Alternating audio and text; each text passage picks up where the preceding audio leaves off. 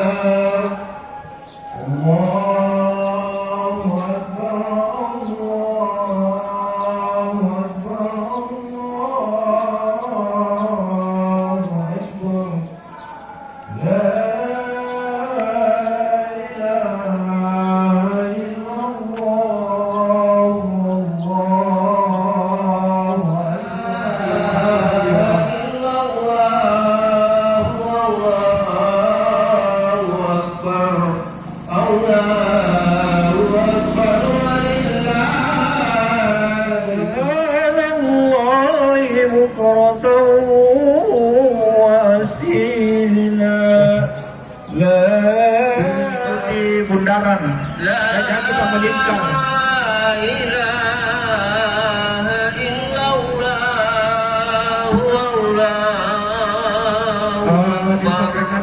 Allahu Akbar walillahil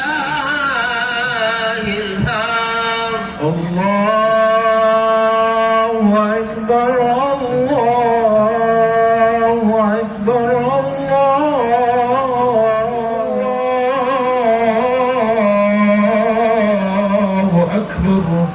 La ilaha illallah. Kami harapkan bapak-bapak yang berkata bisa langsung ke depan, Pak. Masih banyak musuh yang di depan. Sekali lagi disampaikan baru tiba bisa mengisi di lapangan di tengah, masih banyak yang kosong. Kemudian di sebelah Allahu Akbar, Allahu Akbar, la ilaha illallah, dan amal ibadah kita diterima oleh Allah Subhanahu wa taala. Usalli sunnata idul fitri rakataini lillahi ta'ala. Assalamualaikum warahmatullahi wabarakatuh.